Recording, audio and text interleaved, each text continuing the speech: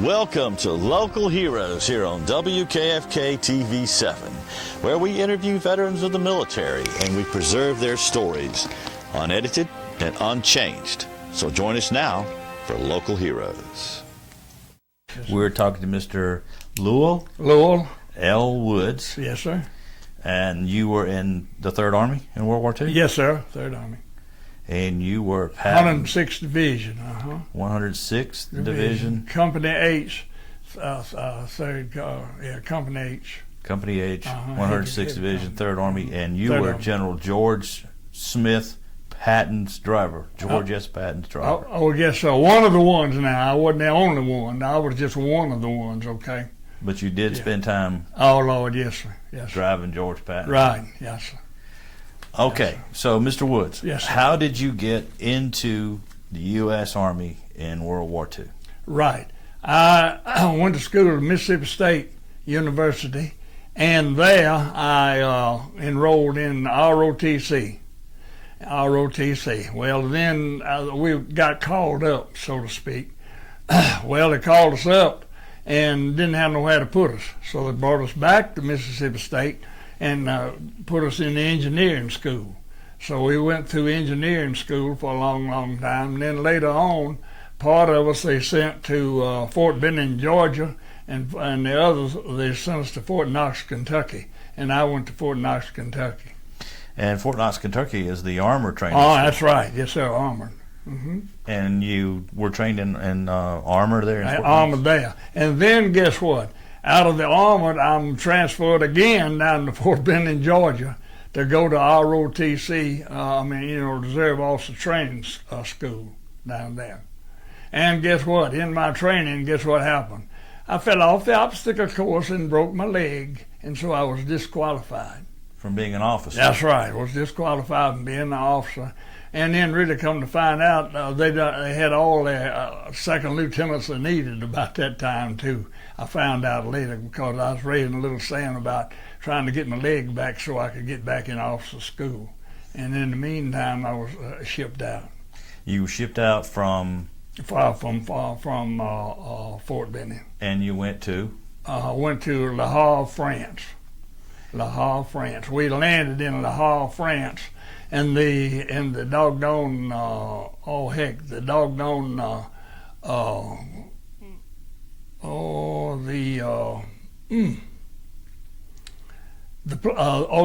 whole doggone thing was just blown up, just full of blown up ships at Le Havre, France, where we landed. Yes, yes, sir.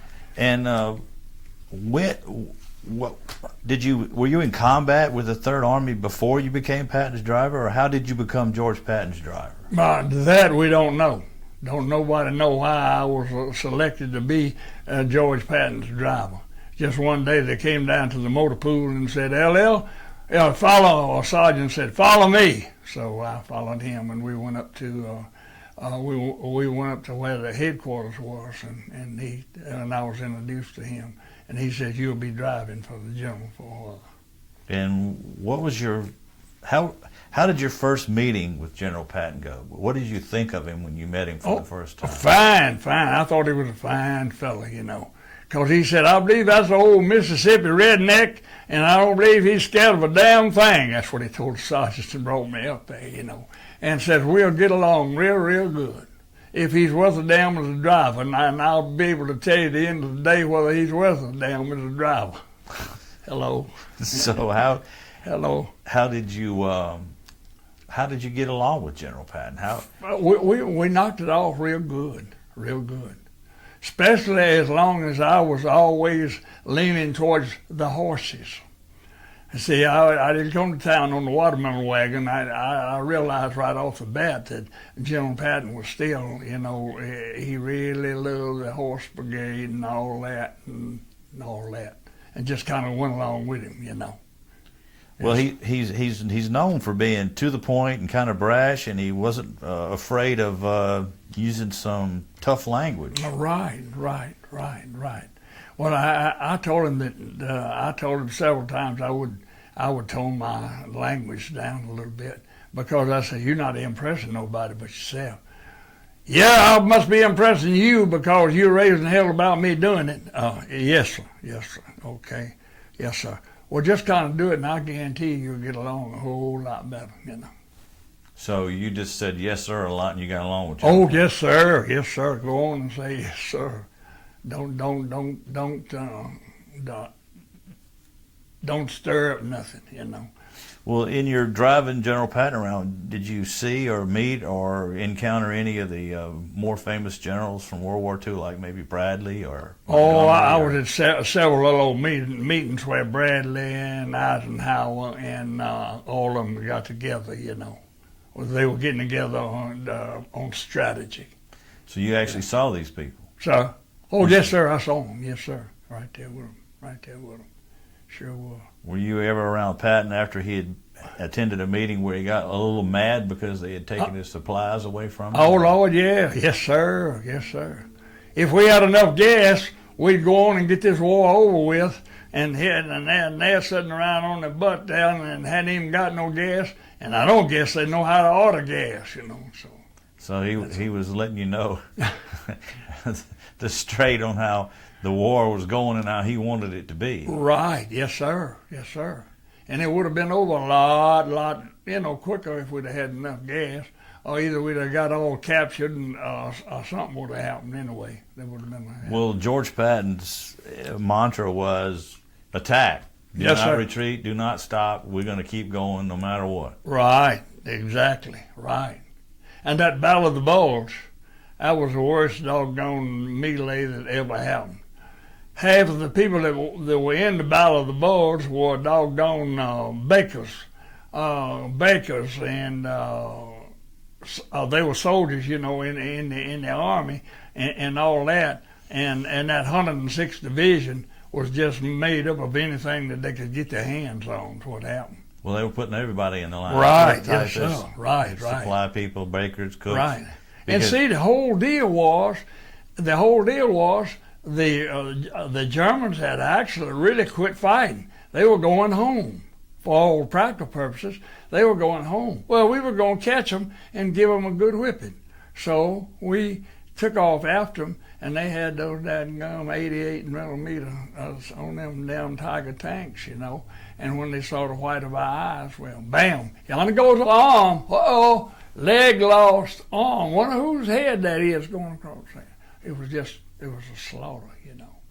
Well, what do you remember the most about the Battle of the Bulge? Were you in it with Patton's Third Right. Army? Yes, so that was the most part that I remembered kind of on my own. I remember one poor old boy after we'd had a battle like that. He was laying over there real close to me, and I was kind of dug in too. And he was laying close to me, and he had said, "Oh, mama, come help me, mama. I need some help." He'd been hit, you know, and I couldn't help him. And the medics didn't have enough medics. Didn't have enough. It was just a disaster. Should have never happened. That's the worst doggone defeat in military history. Even I guess even up to today. So, I don't know if there was any worse. You know. You weren't driving Patton during the Battle of the Bulge? Yes, sir. Yes, sir. I was with him during the Battle of the Bulge. Now y'all had to pull out of the battle that you were in and go hundreds of miles up to the north. Right. And your whole goal was to relieve Bastogne. Right. That was it. Sure was. And do you remember Patton giving all of y'all a card with a prayer for better weather on it? Oh, yes, sir. Yes, sir. Yes, sir. Sure did. And I don't know what happened to mine. I lost mine in this festival.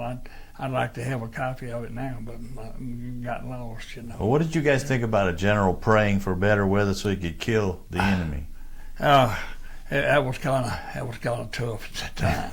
we were just wondering, you know, praying to the good Lord to do away with some of his beings. Is what really kind of got next to me, you know. Well, Patton was known as Old Blood and Guts. All right. Yes, sir. That's it.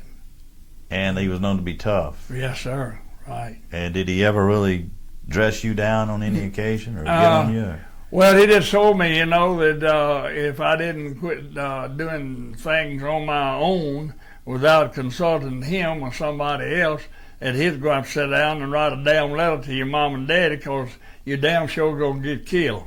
And I always got in the last word when they got through. I said, yes, you know. You said yes, sir, was Yes. the last word? Yes, sir. And that's how you got along with General Patton? All right, yes, sir. I Is it- figured there wasn't no need of trying to fight the White House, you know, so let's go along with him, you know. Is there one most memorable moment that you had with George Patton that you can remember while driving for him? I guess it was at that time when the Third Army was really going to be held up at this bridge. If this bridge got blown up, we were going to have to do something. You know, going to have to float it across the little old river or stream or whatever it was, you know. And then that's when I was stupid enough to talk the sergeant out of his tank, you know, to go up to blow up the mine. And I thought it was nothing, because the Germans were retreating so fast. I thought that they probably didn't have nothing but just little old landmines, you know. And I didn't know they had 2 or 3 real ones that would knock a dadgum track off, you know. And that was about it right there. So you went because you knew General Patton was going to be mad if you got stopped at the bridge. Oh, yes, sir. I had told him, I said, if the general has to stop at this bridge, he is going to raise hell. I mean, he's really going to raise hell. And there's no need of doing that. Just let me have the tank, and I'll knock the dadgum Mines out? mines out of the way, and the army can go right on across, you know. However, that didn't happen. You hit the mines and it blew the track off the tank. Blew the track off the tank, and blew part of the first section of the bridge away. And the engineers accidentally was close enough by to repair the bridge. And that's the only reason we got on across the bridge. But General Patton found out you had done that. So? Did General Patton find out you had done that? Right. He He wasn't says happy. you must. He wasn't happy at all. He says you must remember you ain't in charge of the damn United States Army. You working for me, and don't you be pulling no damn boneheaded things like that anymore. No, sir, I'll not do that anymore. So you didn't do it anymore. I know, so I didn't do it anymore.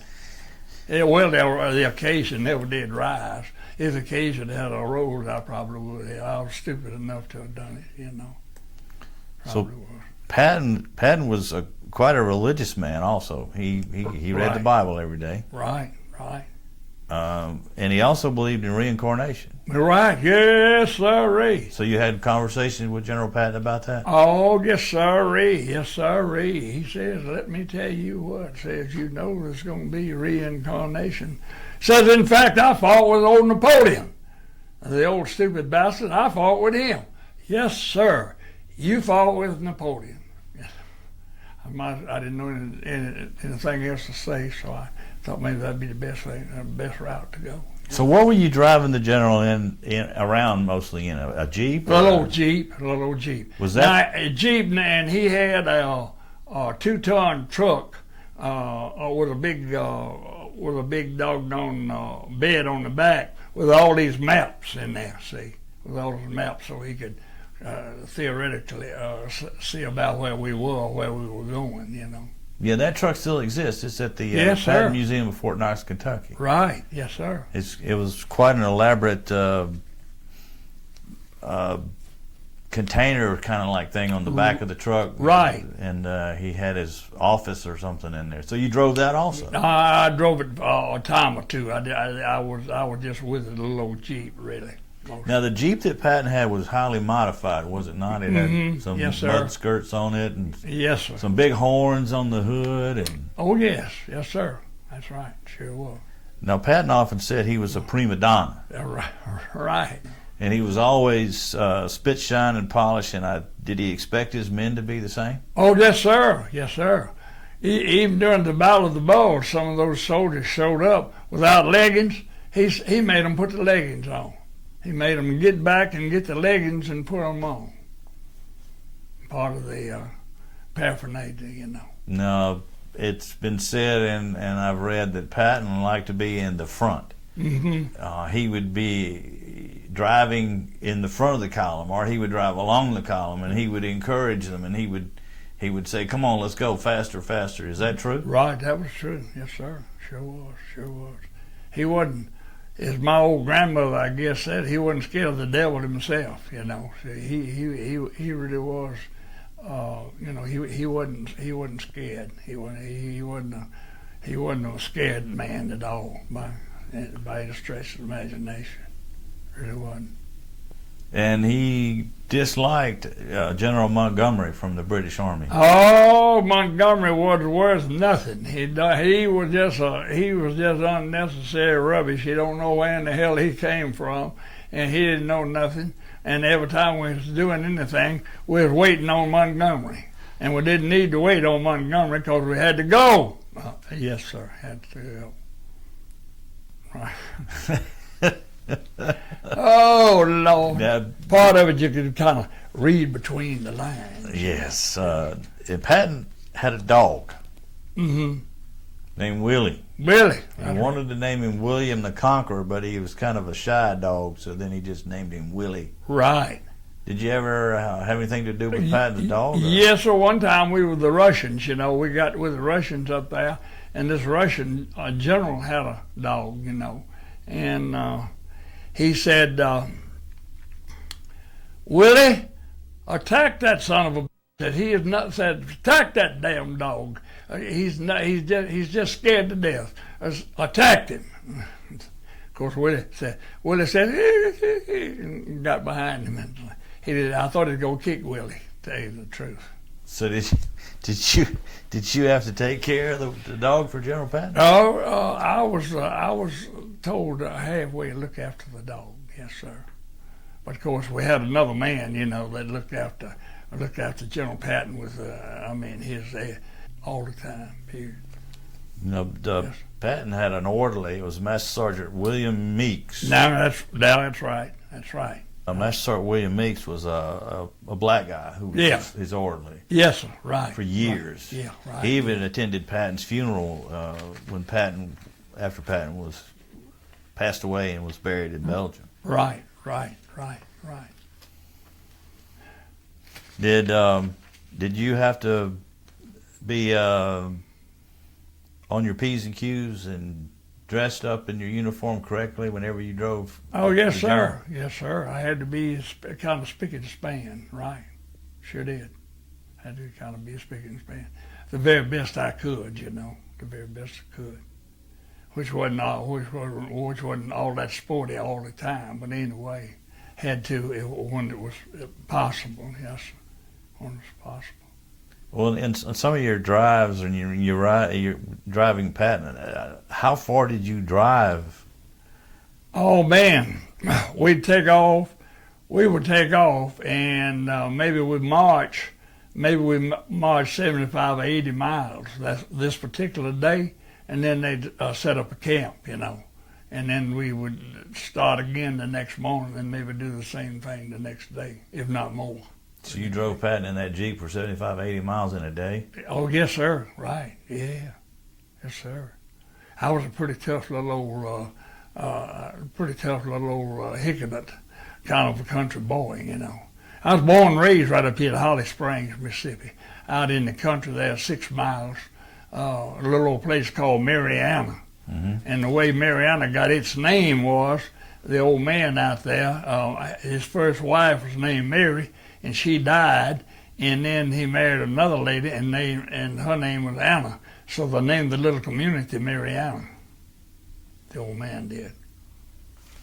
And were you in combat at all at any time? Were you? Well, oh yes, sir. Did you suffer any? Did you get a Purple Heart? Were you wounded it? Or? I got my right foot, the toe, the little toe, and part of my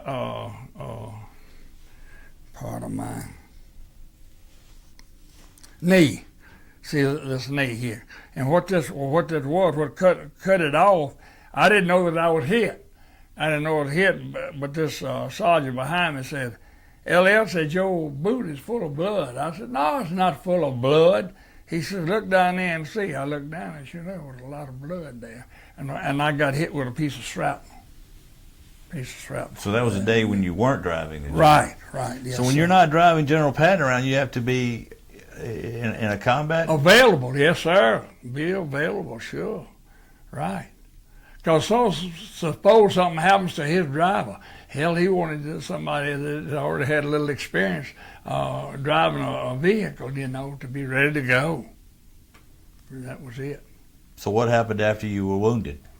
Well, they carried me to a little old bitty field hospital, and it was just a little old field hospital. They didn't have nothing, and they wanted to ship me out of that field hospital and go to a bigger hospital, and I didn't want to do it because I didn't want to leave the troops that I was with, the boys I was with, that I already knew, And so I talked them out of it. So consequently, I never did get a Purple Heart. And I never did get any compensation either. And I've written off some letters to try to get some compensation. And I meant to bring one of them with me, and I didn't bring it. And I'm not going to get anything I see now. Because, there's so many million of them now, them coming back from Iran and all that sort of stuff. There's a battle now. You were in the Battle of the Bulge with Patton. Was it when you were wounded? Did that happen during the Battle of the Bulge? Battle of the Bulge, yes, sir. In northern France, sure did. Now, from things that I read, you guys didn't have some of you didn't have the proper winter clothing, and no, sir. You didn't have some of the supplies you needed. No, sir. We slept on the ground 2 or 3 times in the snow, too. We sure didn't. But Patton pulled you out of that fight, and he sent you off, and you marched virtually continuously. Right. Yes, sir. To relieve Bastogne. Exactly. Yes, sir. Exactly. You relieved Bastogne on the 24th of December, 1944. That's right. Did you go into Bastogne when? Yes, sir. I went into Bastogne. Sure did. Went into Bastogne. What did the guys that had been encircled at Bastogne think about the Third Army when you got there? Oh, Lord, they thought that, it was the 106th Division, a lot of it, and they wondered where in the hell we had been. What took you so long? What took you so damn long to get here? Yeah, we've been up here forever. Why in the hell hadn't y'all been here? That kind of a deal. But they were glad to see you. Oh, yes, sir. Very much so. Now, the relief of Bastogne wasn't the end of the Battle of the Bulge. It continued on into February of 45. Right, sure did. Yes, sir. And it was the most costly battle that we participated in on the continent of Europe in World War II. Right, yes, sir. And I understand, even till today, any other wars that's been, even, up until today. Like the ones in Iran and Iraq and all this sort of thing, Like the Bush Wars and all that, like the George Bush Wars and all that, Yes. Now, when Bastogne was relieved, did you see Patton at all? Oh, yes, sir. Yes, I saw him. I sure did. Sure did. And when it was time for me to come home, the second lieutenant was going to drive the vehicle that I've been driving for him, which was a new Buick automobile. You probably have seen the Buick automobile up in Fort Knox, Kentucky, right? Uh-huh. You've seen it, okay. So I told him, I said, now look, the war's over, and these soldiers are riding around here in these old 6x6 trucks, and half of them about drunk. And I said, they don't give a damn about they don't give a damn about 4 stars flying out here and the flag flying out here. Y'all be careful, because they'll run over you. And sure enough, him and General Wiedemeyer were going deer hunting. They wanted to go deer hunting. Well, I didn't want to go deer hunting because I done shot all the deer. I thought it was in Germany, It'd been several times, and I was tired. And I told this young fella, and he was from over in Alabama, the second lieutenant was, and I told him to be careful. And he went down from headquarters and pulled in front of this damn 6x6 truck and hit him and knocked him over into a ditch. Now, had we been at a good big hospital, because when the old car careened on over, caught him across the neck, broke his neck, whatever. If we'd have been at a good hospital, I feel like they, might could have saved him, but so didn't do it. As luck would have it, and we kind of fast forwarded here to the end of the war. What about concentration camps? Oh, man. Well, the first concentration camps we came on, man, you should have seen the people that come running up the road to meet us, So you were driving Patton? Yes, and they were just skin and bones. And oh, man, he threw a fit. He says the very idea of treating these people like that, says, I'm going down there and kill every one of the son of a bitches down there in the headquarters. I'm going down there and do it right now. I said, General, they heard us coming and they're gone. They're 5 miles from here. They may be 20 miles from here. And these people here just wasn't able to get out. That's what the deal is, I think. And that's the way it turned out to be. So General Patton was incensed at the treatment that the yes, sir. Yes, sir. And he was going to go down and personally shoot every German in the headquarters. Every damn one he could find, he's going to shoot. And you may have to help me. Oh, yes, sir. Be glad to assist you. Oh, Lord, part of it was something else, and then part of it was kind of, hilarious, really. Well, tell me about something hilarious that happened between you and the general. Oh, really not much. Really not too much, except when he jumped on me, about me doing things that I shouldn't have been doing, and that he was going to court-martial me for. How many times did the general court-martial? Oh, let's see. He was going to about 17 times. I think I got. So I got court-martialed about 17 times, but we didn't have a piece of paper and pencil, so hell, we didn't have time to write it down. So that's the only thing to save me. So the general court-martialed you 17 times, but he didn't make a record of it. So you really didn't get court-martialed at all. Didn't get court-martialed. Missed it. Missed the court-martials.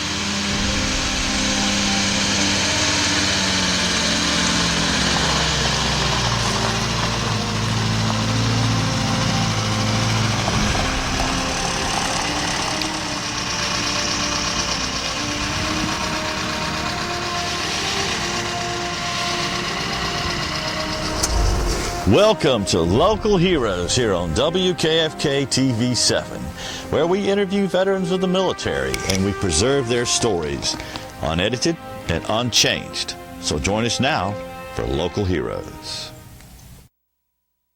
In this edition of Local Heroes, we continue our interesting conversation with Mr. L.L. Woods, one of General George S. Patton's drivers in World War II.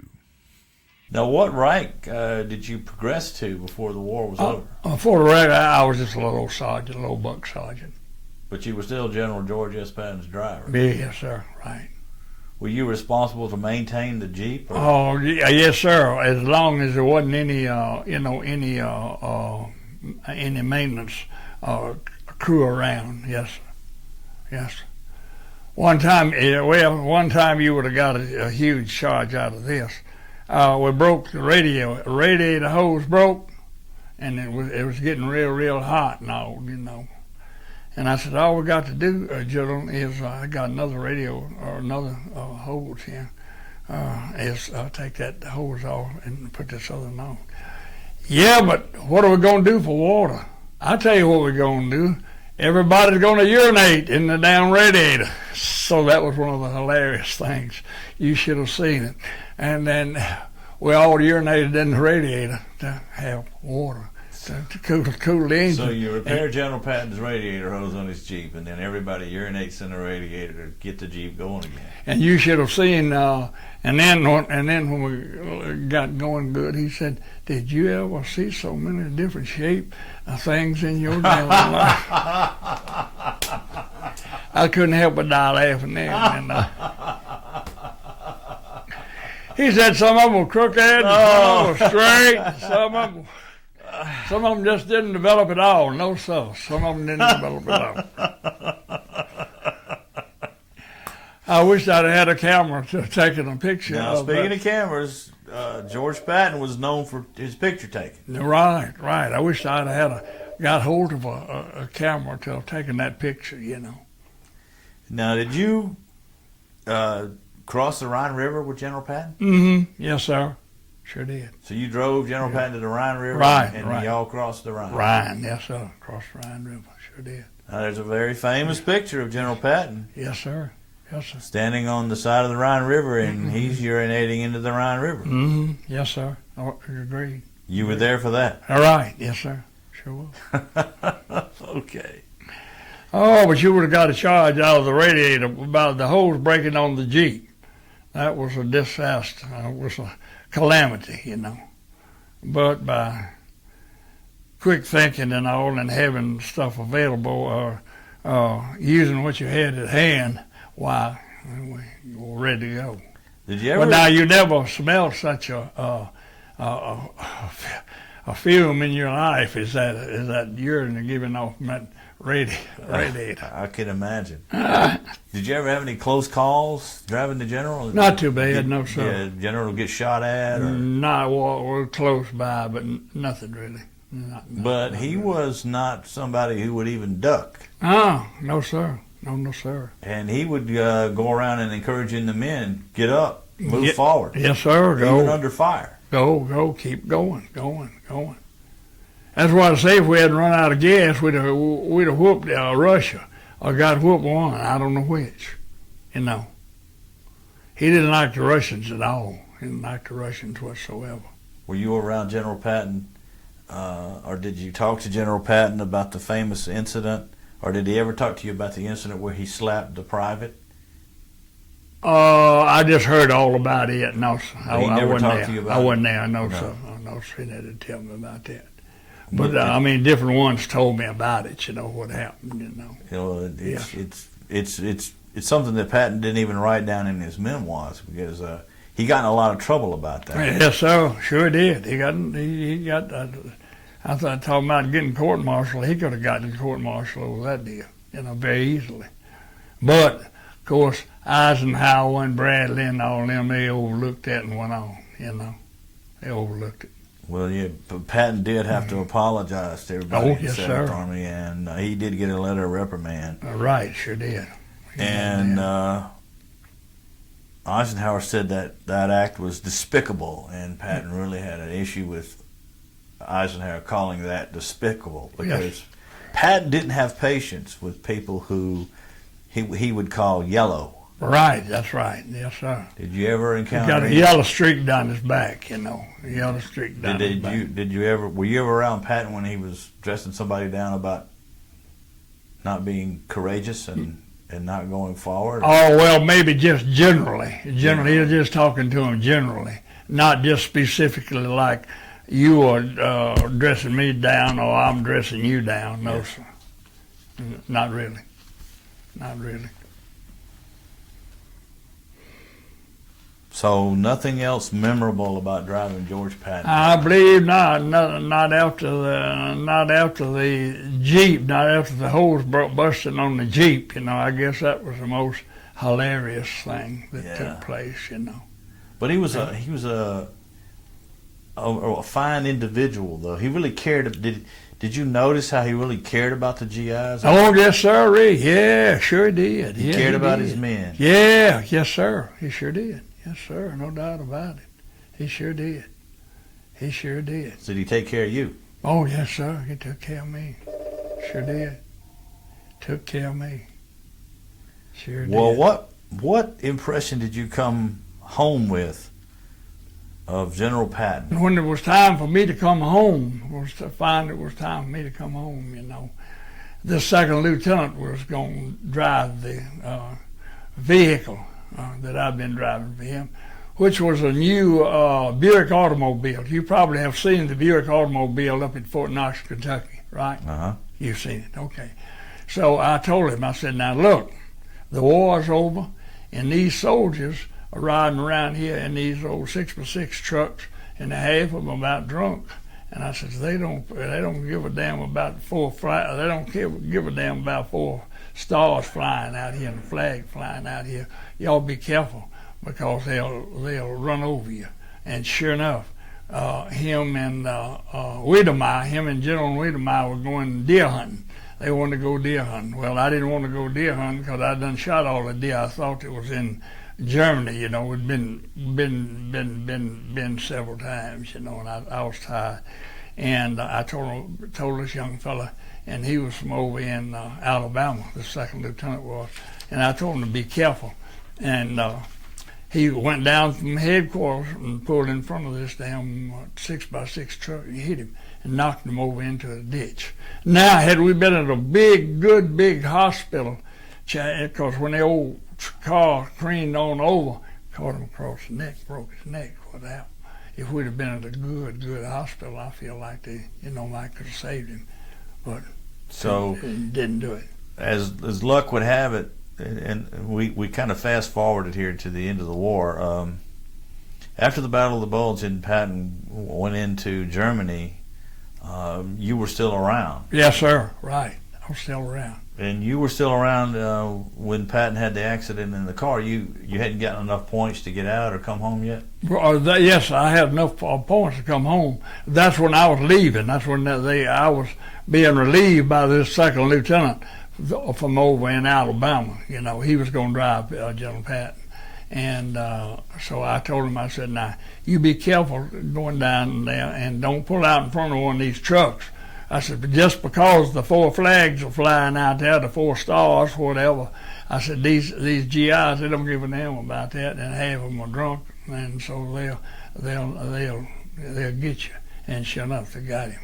But you were still in Europe whenever Patton had the accident? Right, yes, sir. Yes, right. And sure was.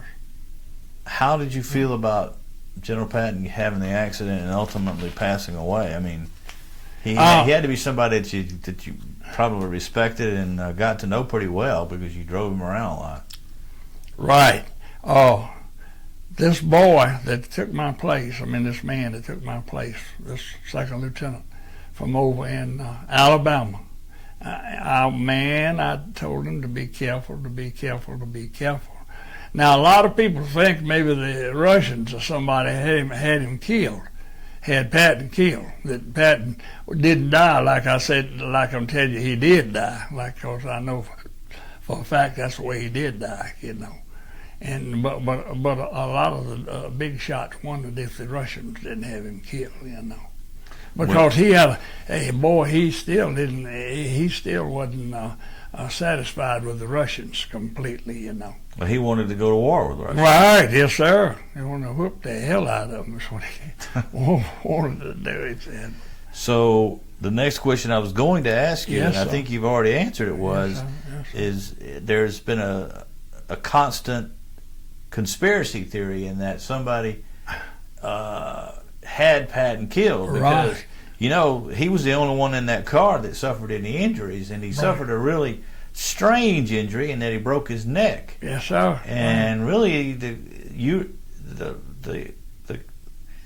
account of that in the books doesn't say that the car was knocked into a ditch, but you're telling me it was knocked over into a little old ditch about that deep, and it's a little old ditch on his side, and popped the dadgum door open. See, then when the car rolled on over, it got him across the neck. When the door closed, it cut him across the neck, broke his neck. That's what happened. So you're telling me there was no conspiracy that it No, I don't think so. No, it's just an accident. Now, if it was, I didn't know about it. Let's put it that way. Yeah, I hated it bad. I hated that so bad. Because if I'd have been down there, if I'd have been down there, I wouldn't have run out in front of the Jeep, in front of the truck and just got hit. I wouldn't have. So if you'd have been there, I'd have been there. I wouldn't have hit it. But now, a lot of it was his fault. He'd say, go ahead. He'd get you to a tight place and holler, go ahead. Well, the heck with the place. Go ahead and take the place. Go ahead and take the tongue lash and all that you knew you was going to get. It didn't make any difference. It didn't amount to nothing. so you felt that all your life about not being there with the general. Right, yes, sir, sure have. So Sure. you were close to General Patton. Yes, sir. You cared Sure. about General Patton, and you took Right. care of him. Sure, yes, sir. Yes, sir. So And he- I didn't want anything to happen to him, and I knew he was a good gentleman. I knew he was a good man. And I'm just so sorry he ended up like he did. Just so sorry he ended up like he did. Yeah, I know, but you were with him. and all Because that. we've all got to go. I understand we all got to go. That's true. And But you were with him, and you did take care of him, and you were his friend. All those. oh, yes, sir. I thought so. Yes. But he was one heck of a guy. He was one heck of a general, That's and right. I think he contributed greatly to us winning that war. Yes, sir. Exactly. Now, he wasn't that popular with some of the generals. He wasn't that popular with some of his troops because With Bradley, he wasn't near about popular with Bradley. And man, he was the one that was in charge in Washington. You know, Bradley was. He really was. Sure was. Do you need to stop for a second? Sir, Did you need to stop for a second? I'm just going to use this. Right? Okay. Yes. I'm sorry. That's all I'm right. sorry I did that. I'm sorry. It's okay. I mean, you know, I'm sorry. obviously you cared a lot for George Patton. Yes, sir. Yes, sir. You did have some funny stories about him. He did the best he could, too. He did the best he could. With what he had to do with, he did the very best he could. I mean, I ought not to have criticized him and all like they did, you know. Yes, sir, they did. I hated that, you know. I hated that. Sure did. What's your daily routine? Huh? Your daily routine. Yes. I didn't. Were you still in Europe when Patton was buried? Let's see, I believe I was on the way home. To be discharged at Camp Shelby. So you came home and you were discharged at Camp Shelby, Mississippi. Yes, sir. Right. Can you describe for us what it was like, just a regular day? I mean, so you know you're going to drive for the general, and you have to get up in the morning, and I guess you go to chow or whatever, and you have to get spit shined as best as you can, and then you report over to wherever the general is to drive for him. Right. So could you just kind of give us a little overview of what it was like? Yes, sir. Yes, sir. He'd tell you too. He didn't mind telling you after you, had already received what you're going to do after you get going on down the road or something. He didn't mind going over it again, or telling you about it, so to speak. Well, So he'd tell you where you were going, or yeah. Sometimes he did. If he knew exactly where he was going, he'd tell you. But if he didn't, he said probably we'll end up here, we'll end up there. so You know. did he have a name for you? Did he call you LL or LL, yes. He called you LL. all the LL, time? yes. I told him, I said, I'd love for you to call me Lowell. He said, who in the hell can remember Lowell? Easiest thing to do is say LL. So, LL. So okay, that sounds like something Patton would say. Oh, Lord, yes. Yes. I told him that was great. That was great. Don't worry about it. I got out in 46, went back to Mississippi State, 46, 47, and 40. Well, you were still in when the war was over, Yes, sir. Yes, I was still in, really. Sure was. and you got Yeah, I was out. thinking about something else on the And you other got day. out in 1946. Yes, sir. Got out in You came back home to Mississippi. Came back home to Mississippi, right. Went back to Mississippi State, I went to Mississippi State, right. Yes, sir. and you finished your degree. Right, a degree, and I was going to be a county agent. really. It's what I studied to be, county agent. And then after you finished your degree, what did you do? I went back and started farming with my father up in Marshall County. We farmed about 1,800 to 2,000 acres, something like that. And what did you grow? What We cattle. We had cattle, and we had cotton and corn and soybeans. Well, that's a pretty tough life, being a farmer. Oh, yes, sir. I don't see how they're making it now. I don't know. I see now where they're saying, there was shortage of peanuts last year or year before last, and by golly, now they say they're overstocked with peanuts, and that's the way it is. Do you feel that the discipline that you got and the regimentation that you got by being in the military followed you for the rest of your life? Yes, sir, just about. Sure has. It surely has. To a great degree. Mm-hmm. Yes, sir, to a great degree. You know, Yes, sir. LL, if I may. Yes, call sir. you LL. You betcha. You're one of very few people who got that close to George Patton. Mm-hmm. You're one of the very few people that were his driver. Yes, sir. Yes, sir. How do you feel now about being able to do something like that? How does it make you feel that you were able to be around a man of that stature, a man of that Yes, sir. importance At to that history? At that time, I enjoyed it. I really did. Because I had I was really going to make had I got through ROTC, Reserve Officer Training School, at Fort Benning, Georgia, I would have stayed in the military the rest of my life, I know. That's how I felt about the military. Sure did. I would have stayed here. Well, George Patton was probably one of the most important figures in our nation's history. He was one of the most important figures in World War II. Yes, sir. And without him, and I think that the higher ups, Eisenhower, Bradley, although he did have the slapping incident with the soldier, Yes, sir. and they did relieve him of his command of the 7th Army. That's right. They knew that they needed him in Europe. Yes, sir. And he was,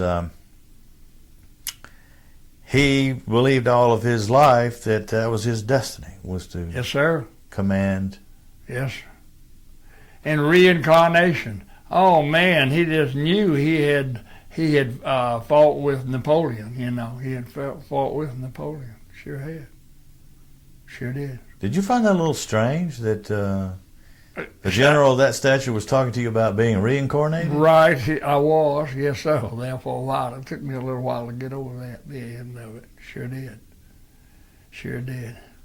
Because I didn't believe in reincarnation myself, so it's hard to believe. If you don't believe in something, it's hard to. How old were you at that time when you were driving General George Patton around All right. the battlefields of Europe? Yes, sir. About 19. About 19 years old, something like that. Between 18 and 19. Yes, sir.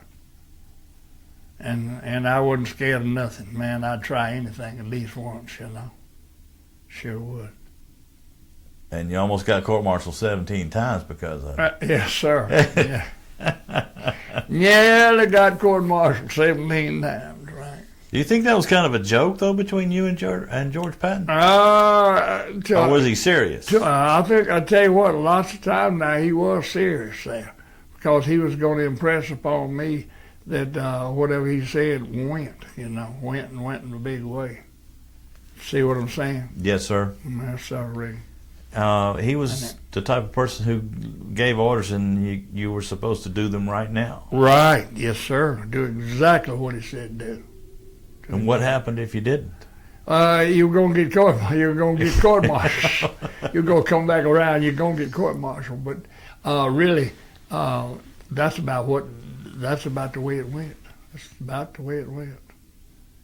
There was a very important day in 1941 that everybody your age can remember, do you remember where you were and what you were doing on December the 7th, 1941? Oh, yes, sir. Pearl Harbor. Isn't that right? Yes, sir. Pearl Harbor. Yes, sir. Sure was. So what were you doing on December the 7th, 1941? I was helping my father. On the farm. Yes, sir. But did you really know, LL, where Pearl Harbor was? Not really. No, sir. I really did not. You just knew that America was at war with the Japanese. I probably had heard of that, being the big rumor that the Japanese were getting ready to attack us or something. And then when Pearl Harbor came, well, that was a crowning blow, so to speak. How did you feel about that? I thought we needed to get them. I thought we needed to get the Japanese for pulling such a trick like that. It was. Yes. You went to Washington on Mississippi Gulf Coast Honor Flight Right. recently. Yes, sir. Right. And you went to the World War II Memorial. Right. I was real impressed. I was going to ask you what you thought about it. Real impressed, yes, sir. Really was. Really impressed. They done a good job. Sure have. And you enjoyed the experience and Yes, sir. Yes, sir. And I have a little, my little nephew and his wife met us up there. They live, he works for Homeland Security. And let me tell you about him.